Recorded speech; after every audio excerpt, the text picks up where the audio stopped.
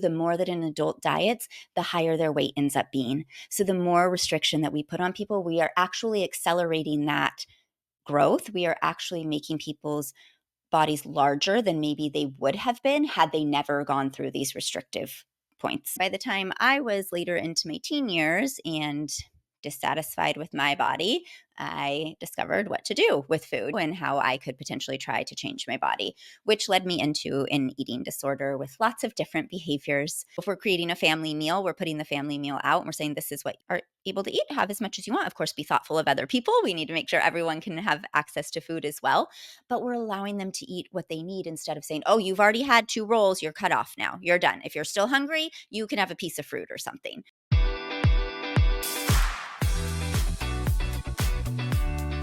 Welcome to the I Decide Darlings podcast. I'm Erin. And I'm Lisa. We are moms, wives, best friends, entrepreneurs, and authors of the book, I Decide, the happy little guide to living your best life. Pull up a chair, grab a glass of wine, and get ready to talk all things health, success, loss, money, family, and everything in between. These two besties won't leave anything off the table. So get ready to laugh, cry, hear the tips, tools, and stories to give you the success you crave, the life you adore, and the future you deserve. You are listening to the I Decide podcast.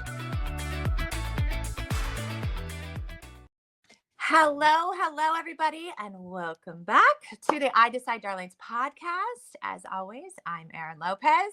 And I'm Lisa Cox. Hello, Erin. Oh my gosh. I'm in a different spot today, y'all. I know it looks crazy different, but like we're rolling with it. She has a ping pong behind her, a ping pong table, which makes it super fun.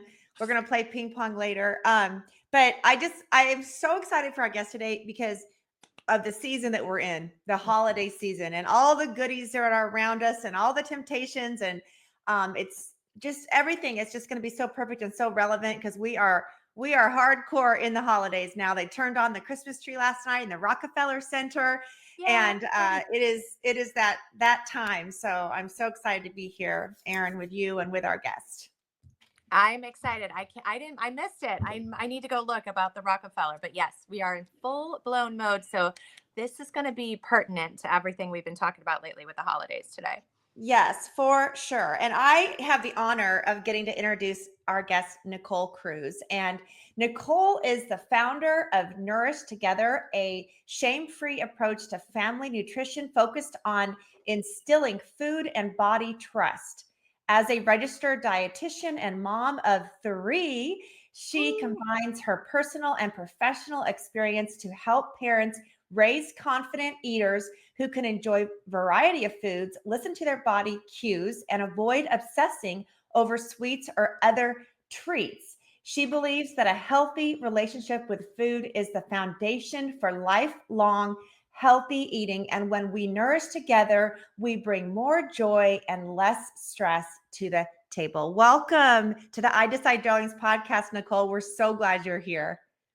Oh, thank you for having me. I'm so excited to be here and to chat with you both.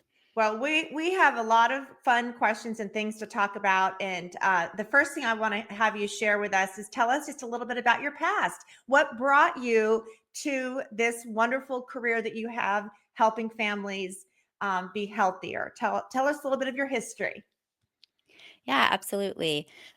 So I grew up just in kind of a normal family with food overall, but back in the 80s and 90s, which was all about dieting, right? So we had my parents on the cabbage soup diet and the Special K diet and everything under the sun is laugh about, like the thigh master that my mom would do, all the things. And so even though food was like normal for me, like I was just fed normally, I watched this dieting going on all the time. And by the time I was later into my teen years and dissatisfied with my body, I kind of discovered what to do with food, and how I could potentially try to change my body, which led me into an eating disorder with lots of different behaviors.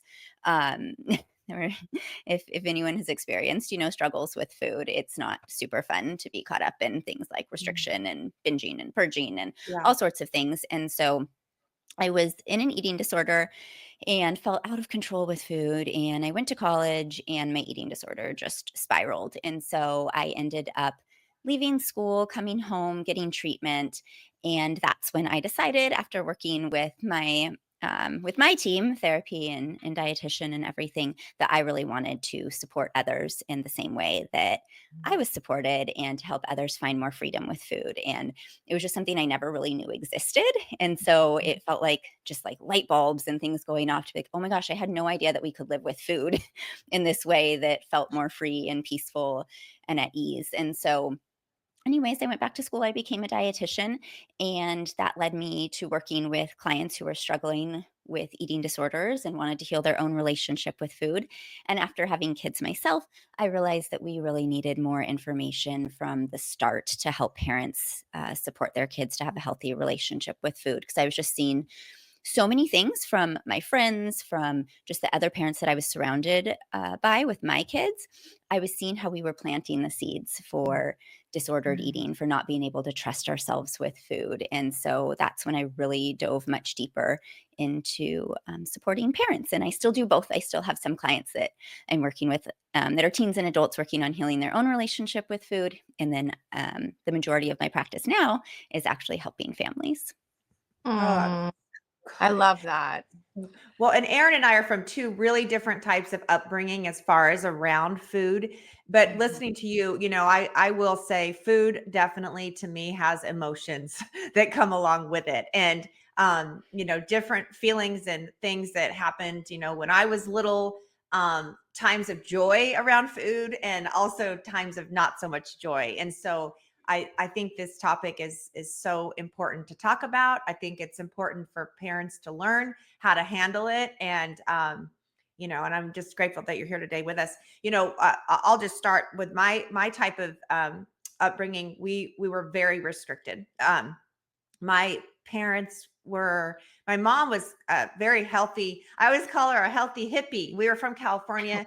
She really wasn't a hippie. She was amazing mama, but she was doing the serving tofu to us before tofu was in vogue. And she was very, very healthy. My dad was a fisherman by hobby. He was a doctor for his profession, but he fished and brought home fresh fish all the time. So we had very yummy foods, but not the fun foods that three girls kind of wanted. And they definitely handled us in a very specific way. I mean, we were not allowed sweets in the home except for special occasions. Mom might bake something. We never had soda in our house. Never. Soda was only allowed on vacation when we were going through a drive-through. We were told to sit at the table until we ate all of our vegetables, and I would sit there until they would let me go to bed because I couldn't get them down. And it was, it was a different approach than what I did later on. But I don't know. I ended up being a very healthy eater in my older years. It's kind of shocking, but they were very strict, very strict. And I would love, for you to share your take on that, because I didn't do that when I became a mom. I ended up having two daughters, and when they wanted something for dinner, I made it for them. I ended up making three different meals sometimes, one for Steve and I, my husband, and then one for each girl. And I did it just really different because I didn't like being forced to eat things that I didn't like. And I made sure I got healthy food in my kids' tummies, but it was the healthy foods that they liked. But I just love to have you talk about how we should be handling that. Yeah, absolutely. Thank you for sharing that. Um, y- you know, where I come from, my perspective is that we're trying to actually combine kind of what your parents did and what you did. And so it's amazing, right, that you're like, I just, came out of it and I now have this, healthy behaviors with food and everything. But that restrictive and controlling relationship with food is what often leads to disordered patterns around food. And that can look very different for different kids, different families. But some of the things that I see a lot that come up with the more controlling and restrictive behaviors are, one, kids absolutely and completely just like battle back and don't want to eat vegetables at all. And they rebel against that and they don't want to eat them more and more, which can even lead to things that I see in my office now around um, adults who want to eat vegetables and know that they would be helpful and say they even like them, but they just have such an aversion because they were always forced to eat them. So it can even have this like Yeah. lasting impact. I still don't eat broccoli and I peas and certain green things that I had to stare at on my plate for hours. I still, to this day, won't do it, but I have luckily found the vegetables that I like. So go ahead. I'm sorry. Just had to Right. tell you No, absolutely. That's that. the perfect point, and that's exactly it. That's what, often ends up happening. And so, like you said, you've found other things that you enjoy, but you really don't want to eat those. And so I often ask, to parents, is it more important that they eat 2 bites of broccoli tonight or that they have a healthy relationship with it, and when they're 20, they're still wanting to eat broccoli, and 30 and 40, and that they actually can incorporate into that into their diet for the long term? Because some of these foods do take more time to learn to like, or that Mhm. kids don't enjoy them, but they learn to in their own time. And I saw something that you said, Nicole, that was giving them autonomy, like over their own body, because we were talking about this before about, like Lisa said, like I grew up in my household where there were no restrictions, like, and I'm looking, I'm like thinking in my house, I'm like, oh, I just bought some soda last night. But the way that I was brought up was it was all there. And so there was this choice of did I want it or did I not want it, And so I think I found myself in a healthy relationship because the nutty bars were in the cabinet, but I didn't always want them, And if I did want them, they were there. And I know a lot of moms now that there are so many restrictions that when they come to my house, it's like a free for all. And so, I love what you're doing and what you're trying to educate families on, because I think, and I'd love for you to speak on this, is that there is that fine line, between, you know, I mean, I'm the mom that wants to serve everybody and wants to have all the kids over, and I want them to have the soda and the this, but because my girls don't think it's that big of a deal, So, now interestingly enough, Lisa is probably a better, healthier eater than me, but like being brought up in that restrictive, more household. But I'm just curious as to, I'm sure what you're going to say is like having that super restrictive, like I talked about, when they come to my house, it's like a free for all. Exactly, right, because they're Mhm. restricted, and then it becomes more of that forbidden fruit where, to your point, Aaron, Mhm. you're like, "It just wasn't that big of a deal Yeah. because it was there." Yeah. And that's really what I try to educate parents around because, I mean, if we lived in a vacuum or, if we lived out in a farm in the middle of nowhere and we never saw those foods, it might not be such a big deal if you didn't have them in your home. But the Mhm. truth is, like, once our kids are involved in any activities, they're going to be there. I remember the first time my oldest played baseball and he got his snack bag after and opened it. I was like, oh, there's a full box of airheads, a full box of airheads, not just one airhead per kid, a full box, plus like a, sweetened Go-Gurt and I want to say like Doritos. And so it was just full of all of these things. And to me, Mhm. I was okay with it because my kids get those foods and they're not that big of a deal, like you said. But if we are holding back from those, the moment that they're around them, they just become more attracted to them and want to eat as many as they can. And that's what parents come to me often is like, my kid is the kid at the birthday party that won't go away from the sweet table.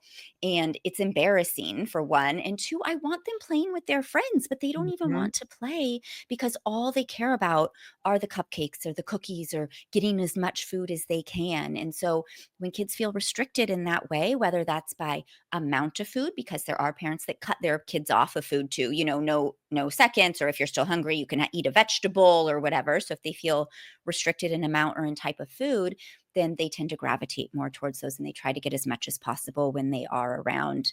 The flip side of that is that sometimes they do restrict themselves too, right? It can develop into a disordered eating that way too. Well, usually we don't see that until later in teen years, but feeling bad or guilty for eating those foods because they were never allowed. And so then they Mhm. feel guilty and ashamed and like they shouldn't eat them and they can restrict in that way too. So Mhm. the behaviors can come out in different ways. But a lot of times the main things that I see are like the aversion to vegetables or quote unquote healthy foods, the trying to eat as much as possible, or that obsession with like sweets and snacks and what people would consider, which I don't label food this way, but like junk food and that sort of Mhm. thing. So um, and there is a fine line. I do recommend that parents have some structure with food because Mhm. sometimes having zero structure works for some families. Aaron, like you're describing, like for some families where the kids eat a variety, or Lisa, what you said, what you kind of do with your family now too is cooking different meals. If that doesn't bother you and you're fine doing it and your kids eat a variety, there's nothing inherently wrong with that. However, I do find that having a little bit of structure and boundaries around the food without demonizing it, without making it bad, without actually restricting it is helpful for most families. Well, Oh, for and with sure. the oh, sorry, Erin, with the education that we have now, that's something different too. Now, I will say in the neighborhood that I lived in as a young kid in Southern California, we weren't outside the norm that we ate at home. We didn't go out to eat. It was a different time.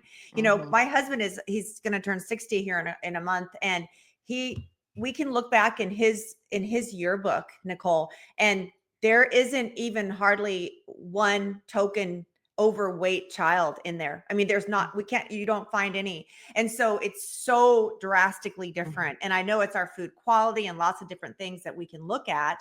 But it's kind of terrifying, actually. It's actually very terrifying. And Mhm. so, some of our education, I think, has taught us how to better introduce healthier foods and not packaged foods and keep the sugar out of the diet and things like that. But I don't know that, that we had that early on. I think before they just didn't have all the convenient foods that they have now. They didn't have all the drive-throughs and stuff like that. But that has definitely made a difference, I'm sure, for you as well in coaching people through these situations. Sure. Well, there's definitely a lot of different elements that come into play with this. And part of it is that, yes, access to food and food availability and the convenience of it. And there is that aspect. And what I work more on with parents is that like all foods can fit because when we create these restrictive mentalities, what we actually do is accelerate that weight gain. And that's what the research shows. When we have a child that we have some concerns about their weight and we try to be more restrictive with the food, what ends up happening is they end up reacting to that sense of deprivation and then they eat even more and that Wow. accelerates weight gain. So I think that a lot of our issues actually when we're looking at and I don't even want to call them issues, but when we're looking at the, the people in higher weight bodies, some people naturally are in higher weight bodies, and that is absolutely normal. And that is just genetics and diversity. And we can recognize that, right? There are people in larger bodies. And if we think way back to like portraits of, people that were in the 1600s, 1700s, whatever, that was a sign that you were well fed, right? So, like, Mhm. bodies can be all different sizes, and that's incredibly normal. And what we're doing in the way that we are handling food is when we create restriction, and this is true of adults too, the more that an adult diets, the higher their weight ends up being. So the more restriction that we put on people, we are actually accelerating that growth. We are actually making people's bodies larger than maybe they would have been had they never gone through these restrictive points, had they never dieted, had they never tried to control Wow. their weight and just allowed it to be where it was. That's so interesting because Lisa and I talk about this. We both have two girls, and we've always said that like the diet, the D word is like a no-no in our house, Mhm. I mean, and when I say I'm not restrictive, like my mom taught us to like we sat down for dinner every night together as a family, if time allowed. But like it was a thing. And now I do it with our family. And my mom always had like a salad next to the food with the protein, the this, the whatever. And I've always had it in my head that I never want my girls, who are now teenagers, to even associate that food has a negative annotation, that.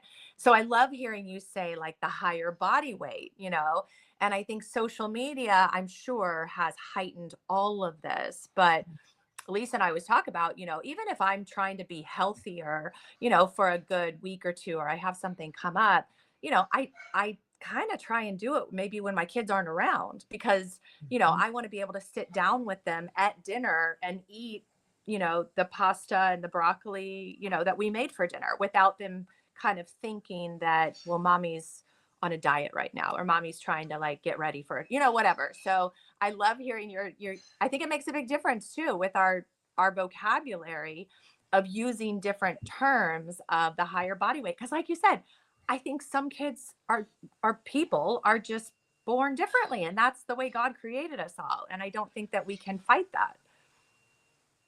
Nicole, how do you Exactly. approach that? How do you approach when you're working with children that have body issues when they're looking at themselves in the mirror and they're saying, I'm so chubby. And I used to do this because I was always a super tall girl. I'm 6 feet tall as a grown up. As a kid, I was always the tallest one in the class, which made me think I was the largest one in the class, when in reality, I wasn't. I was just like all the other kids, but I was just tall. So I would look in the mirror and think of myself as this awkward giant, and I had this body I didn't ever love my body. I never loved myself as a kid. And I look back and I hate that for myself because I was just fine. I was like my mom would say, you were just darling, but I didn't ever feel that way inside of me. How do you approach when a family comes to you and they have a child that's feeling that same way? Where do you start? Yeah. So a lot of it is right. It's about how we talk to our kids about their bodies and how we talk about body diversity. And so I look at like part of it is if we can start planting those seeds. And let me just say, so I should say this first, that we live in a culture that is not welcoming to people in all sizes of bodies. And so Mhm. they are going to be exposed to that. They are going to be taught that it is better to be smaller and that being bigger isn't good and that you are less worthy, less desirable, less all the things. So we have to recognize that like what we're doing is trying to combat the messaging that they're getting out there too. So Mhm. when in our homes we can start from a young age though of planting those seeds around body diversity and talking about how all bodies are good bodies and people come in all different sizes and shapes just like trees and flowers are all different sizes, just like dogs are all different sizes. Like that is normal and we are supposed to be. And I say to my kids too, like, wouldn't it be weird if we were all the same size? Wouldn't that be strange if we were all walking around with the same bodies? That's weird. So, like, just recognizing and really embracing and celebrating that bodies do come in all different sizes and shapes Mm. and we're meant to be different. So, when we can start planting those seeds younger, at least they're exposed to that messaging, which I can be love that. different and counter to the world, at large that they're going to get. And then we want to use that same messaging when they are unhappy with their body, but also we really want to be that safe space where they can come and be heard and share with us how they feel about their body. And so we don't just want to blow it off and say, I have parents say sometimes they're like, I want to say the right thing. So when my kid comes and they don't like their body, I just tell them like all bodies are good bodies. But our kids need to be heard and they need to recognize that those feelings are valid too and that they can talk about how crummy it is to not like your body. Like we want to tell them like, yeah, that doesn't feel good to not like something about your body, and how can we sit with them in that? Because so often as parents, we just don't want our kids to feel bad and we want to change that. Mhm. But we have to do our own work to be comfortable with body diversity, to be comfortable with all different size bodies so that we can sit in that space with our kids and Mhm. just hold that for them and let them be uncomfortable and talk about how their body is perfectly fine the way it is. Like Mhm. both things are true. Mhm. I love that. I love that. I used to say to my girls, God made you perfect, just exactly the way you are. And there is nothing you could ever say that would make me think different. And how can I help you feel that way too? And they would just smile. They liked thinking that, but that is a beautiful way that you approach that. I love that. With Erin's girls, again, her girls are in high school and absolutely phenomenal athletes and very beautiful figures. And I look at her girls and I still think it's a tough world to bring up any teenagers in right now because of the social media and just the press. I mean, even as a woman in her 50s, I get self-conscious feelings and that I don't want. And I've learned to let them go, at this age finally. But I remember having those, when I was younger. So I love that. How do you approach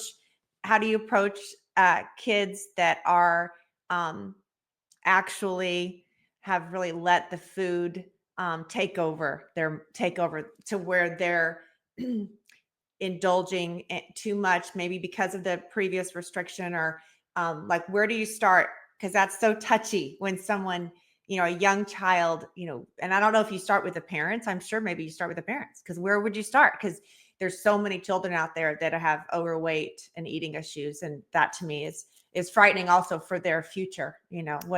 How do we do it? How do we start with that? Yeah, absolutely. So I really only start working with kids when they're around 11, 12, 13, depending on their maturity. If they Mhm. are wanting to make changes, like if they're presenting as being uncomfortable with food or their body. Otherwise, I only work with the parents. And sometimes I still, even with teens, only work with the parents if part of the reason that the child is behaving in whatever way they are is because of the dynamics in the Mhm. feeding relationship. Mhm. So it depends on the scenario, right? But if a child is asking for that, then around 11, 12, 13, we will start working with them. Mhm. Otherwise, for kids younger or when the parents are just really uncomfortable with their child's body or whatever's going on, to work with the parents. So the first start or the first spot, like you said, is starting with the parents. And the first thing that we actually do, there's a couple of things, but it actually starts with permission, because if a child is engaging in food in this way, it's usually because they feel like they can't get enough. They're not allowed to have the amount that they want. And so they often have to go through a phase where they might even eat more than they were, because they need to be like know that they actually have access to food and that it's not scarce and that they're allowed to eat the amount they want and need.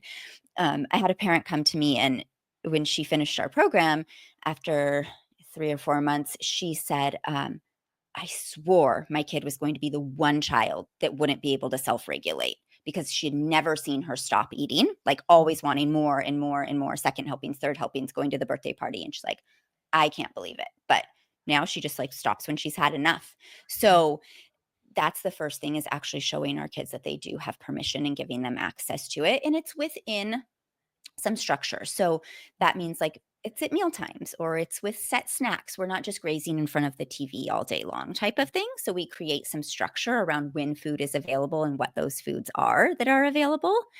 So if we're creating a family meal, we're putting the family meal out and we're saying this is what are able to eat. Have as much as you want. Of course, be thoughtful of other people. We need to make sure everyone can have access to food as well, but we're allowing them to eat what they need instead of saying, oh, you've already had 2 rolls, you're cut off now, you're done. If you're still hungry, you can have a piece of fruit or something. We're really saying, like, you can eat the amount that you need. So the first step is permission, and it's also changing our language around food so that we are creating more neutrality. And again, we're giving them that permission to say, you have food. So those are the two main places that I start, and that's true with teenagers too.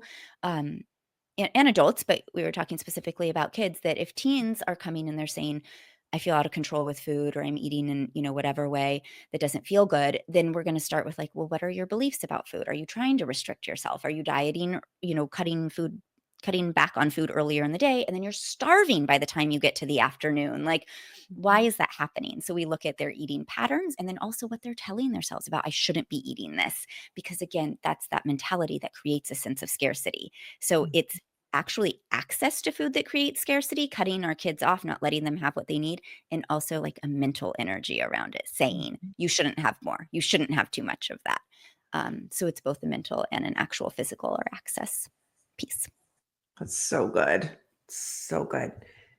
I one of the things that we did when we were little, and continue this on, is we always talked about, I would always have nuts or fruit or something, or like a granola bar.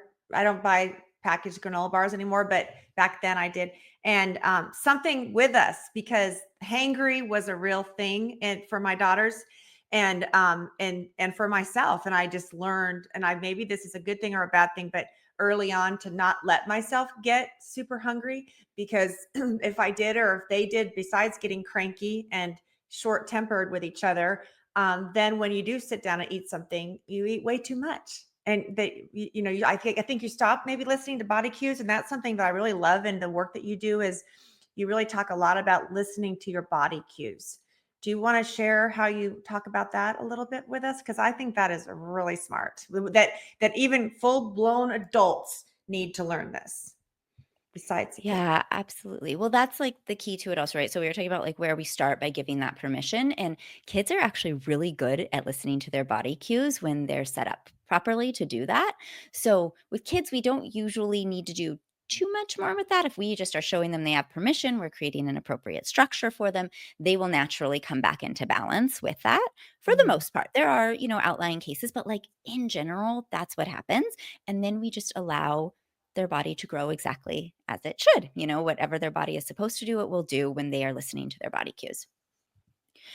When it comes to kids that are a little bit older and maybe have gotten away from that, so if we're talking about teenagers or something, then we might need more support. This is true of adults too, of getting back in touch with our body cues. We can become so distanced from them that we don't even really know what it feels like anymore to truly Mhm. feel hungry or to feel comfortably Mhm. full. I have clients that say they don't know what full feels like until they're past the point of stuffed and then they realize that they're really full, but they don't see that in between piece. Or the same with hunger. I don't know I'm hungry until I'm like hangry and falling apart.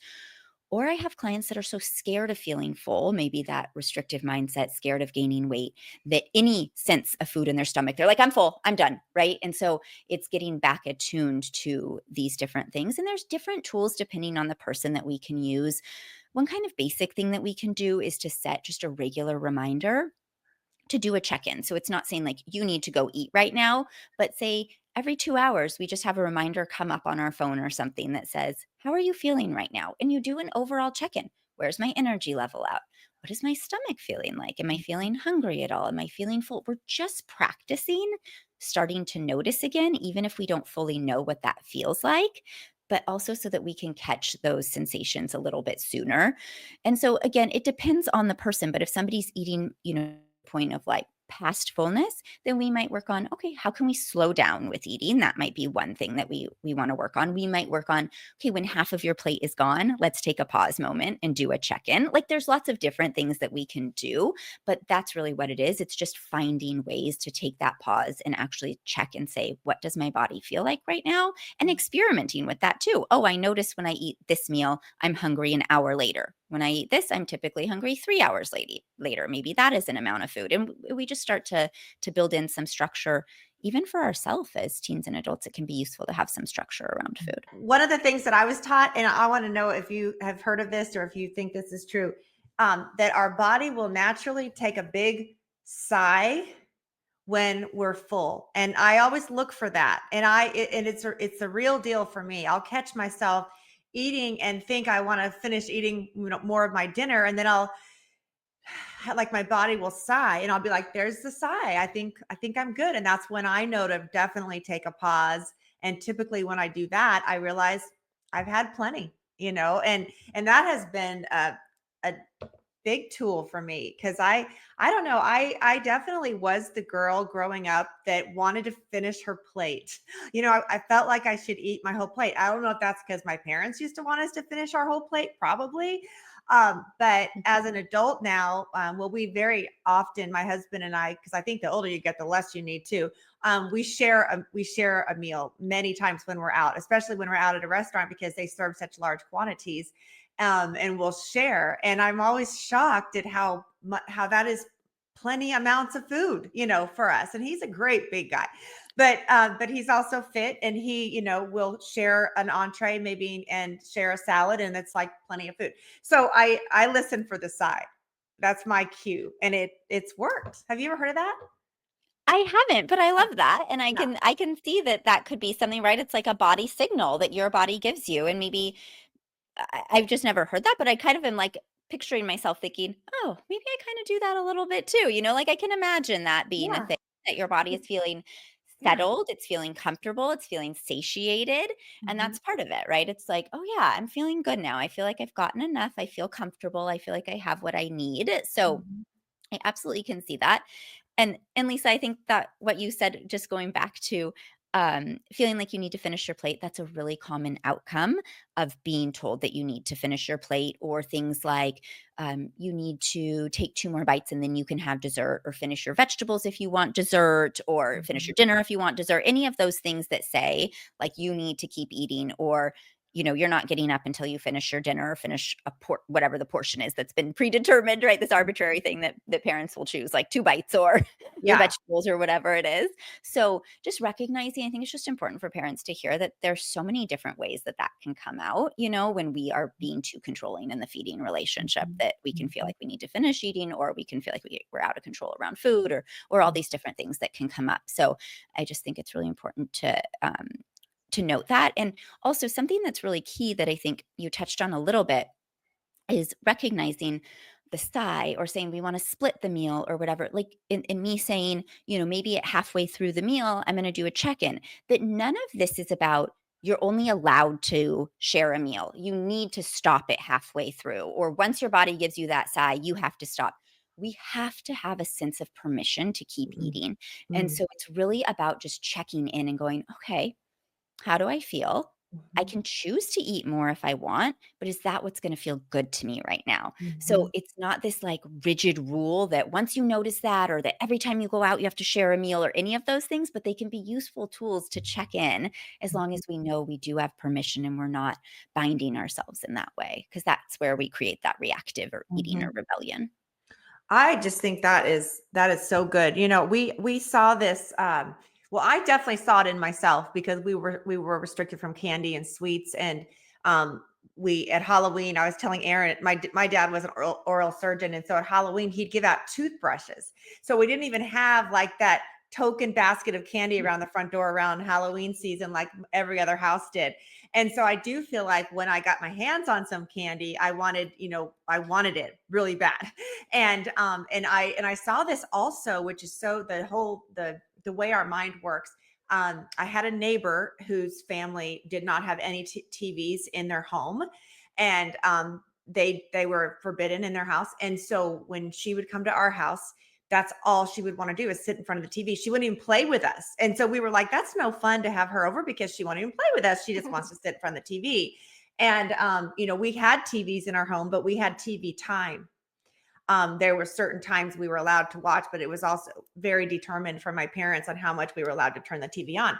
But I never had that feeling that I wanted to go watch someone else's TV, while I was playing at their home. And so it's very similar, if you are so restricted. And I just love that you have that angle and that take on it. I so many things, Nicole, that questions for you. Like, I think, like Lisa mentioned too, I have 2 girls. It's a very scary time to be raising girls. And, first of all, let's all recognize too. And I hope parents give themselves grace upon grace, because parenting is hard enough as it is, much less now we throw on, social media and peer pressure and this food. I mean, and Lisa and I talk, we kind of have coined it over the past, I'd say, few months, but food noise, Mhm. that there's so much food noise that we have, that I think we were raised in a society too, that like you wake up, it's breakfast, then you have lunch, then you have dinner, like all of these things. So, I think there's that food noise that I know I've tried to gain control of. I'm curious for you, do you notice this in boys and girls? And like, have you seen, and the other question I thought of earlier too was, when we were growing up, of course there was nut allergies, but there was, I mean, now there's gluten. Now there's like all of these Mm. things, that weren't around back then. Like, what's your thoughts on that? Because I feel like now there's just so many things that, like, my mom and I will joke about this, that my mom's like, thank goodness I wasn't doing what you're doing now, because there was no gluten allergy, this allergy, that allergy. Where do we think that came from? And I know I'd love to hear you touch on, like, now there's all the low fat and the this and the, so I'd love to hear your take on that. Absolutely. Well, one thing that I think is that the culture that we live in now, we actually really overcomplicate nutrition. Mhm. And I think we need to get back to some more simplicity around it and less fear around it. So I Mhm. get that there are a lot more highly processed foods and all of that, but the more that we focus on those things, Mhm. the more that we're actually, again, creating that like charge and energy around it, versus just not having fear about those, but making sure that we're providing our kids with, you know, what I always struggle with, like, what I wanna say around this because everybody has the means that they have, and I don't ever Yeah. want anybody to feel Yeah. judged because sometimes, like, we don't have the bandwidth to do more, we need the convenience of it, we don't Mhm. have the Sure. funding for it, like, everybody's in their own situation, so Mhm. but what I'm getting at is that if we can focus more on providing our kids with a variety of different foods instead of fearing certain types of foods, Mhm. right, then we will have better nutrition overall. So if I can make sure that I'm regularly providing those fruits and vegetables or trying Mhm. to do some home cooked meals that incorporate, me making chicken or fish or whatever the things are, that when we're just bringing that to the table more, we're in a much better place than focusing so highly on those foods. Mhm. So again, I think we're overcomplicating it by trying to like examine every single ingredient possible and telling ourselves we shouldn't have this and we shouldn't have that because just like you said now, the low fat products, every era has had their stage of what's suddenly the Yeah. bad True. ingredient. And like we don't need to demonize any one nutrient. We Mhm. need all of them. It's just about finding that balance of them. We should not be eliminating fat. We don't need to eliminate sugar if we're eating some packaged and processed foods that have added sugar. Okay, we don't need to count every gram of it. Let's just also focus on not having every food that we're eating be a Mhm. packaged and processed food, right? Like we can find balance much more easily than micromanaging Mhm. every nutrient because that just creates more anxiety. It creates more guilt. It takes us away from listening to our body cues to notice which one makes me feel more fueled and energized. Like our body gives us pretty good signals around that. We don't Mhm. need to read every package label versus just noticing when I have a donut for breakfast, I probably feel different than if I have eggs and avocado on sourdough or something, right? Like I probably feel a little bit different in my body. And if you don't, then so be it. Eat the donut, right? Like I have no judgment about that either. But if something is bothering you, your body's going to give you those signals. So that's why I always come back to it's more important to be attuned to our body than Mhm. trying to read and put all of these external ideas on because we can't keep up with everything. We just can't. And Mhm. there's always going to be some new horrendous ingredient that we're not supposed to be eating or that, whatever the thing is. And often it's a fad. So, in terms of the allergies and things, I think that just leads into what I was getting at is like there is absolutely gluten intolerance. There has always been celiac disease in people that Mhm. cannot touch a drop of gluten.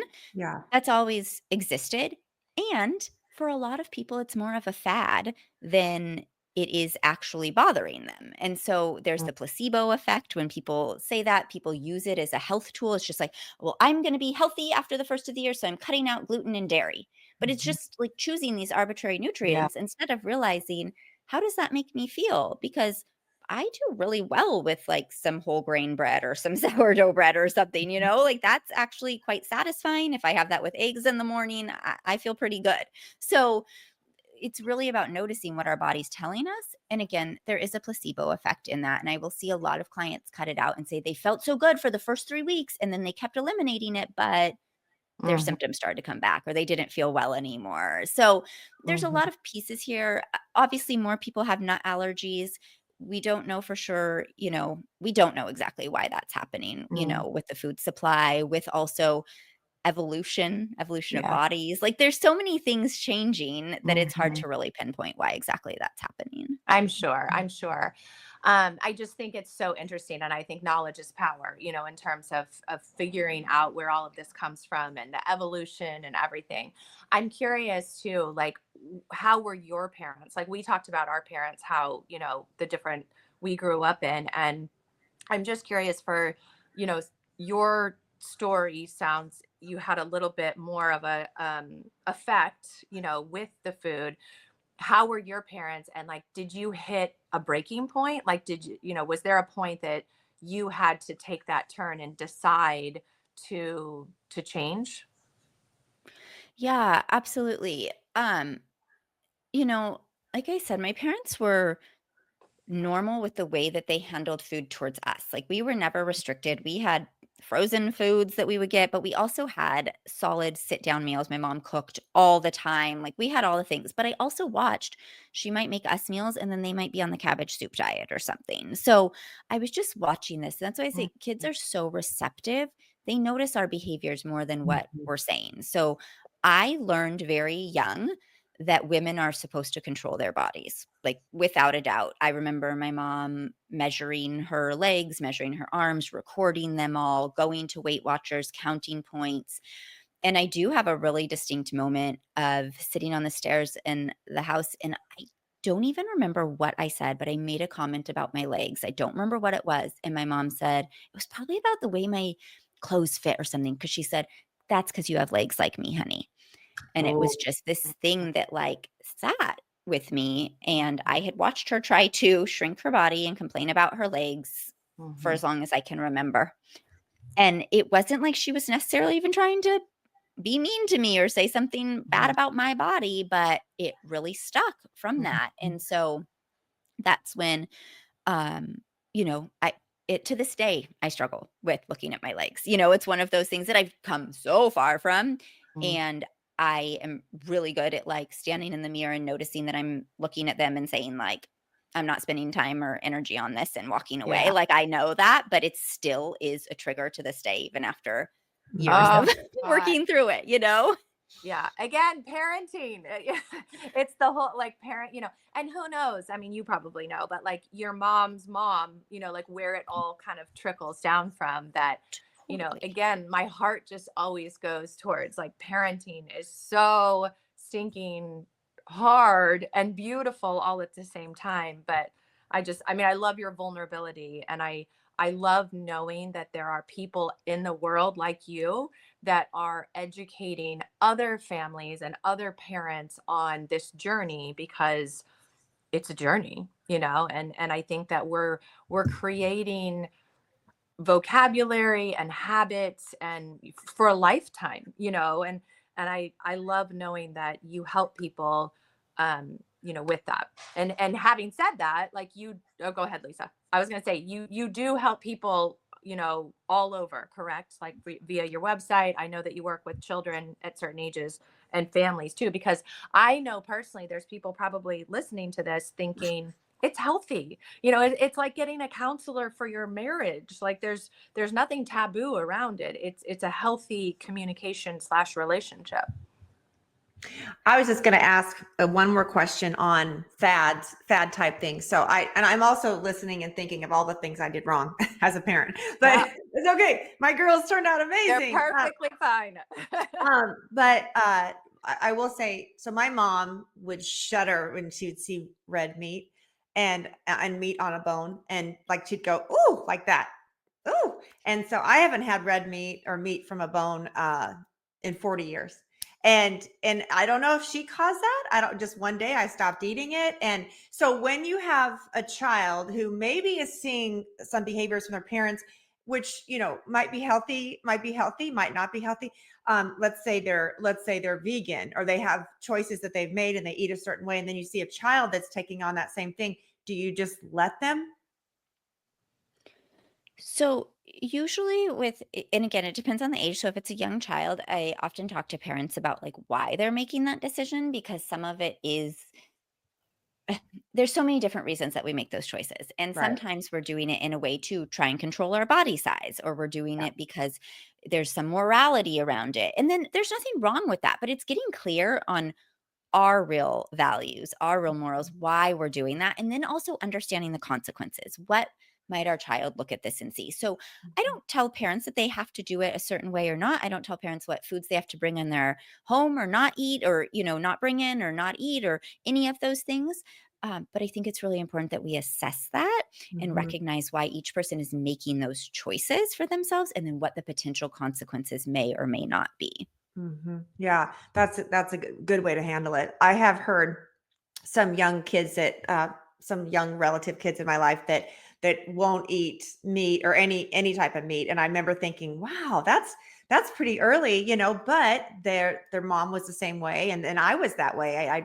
But I both my daughters, because my husband, we were the yin and the yang, I suppose. My husband eats plenty of red meat, For and both so of you. both my girl he eats enough for both of us, but both my girls ended up eating and liking red meat. But I just wondered, when you have a young one that comes to you and says, I don't want to do that anymore, that's a good response on how to handle it. So there's so much.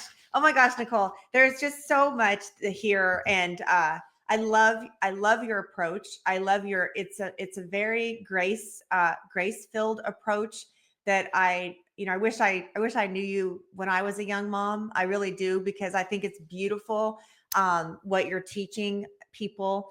And I think a lot of people need to know about it. So tell us where people can follow you, because you have so much good information on your stories and different things. So tell us about your social media, or where they can follow you and find you. Thank you. Yeah, absolutely. So one of the best places to find me is on Instagram, and I am Nicole Cruz RD, like registered dietitian. So you can find me at Nicole Cruz RD.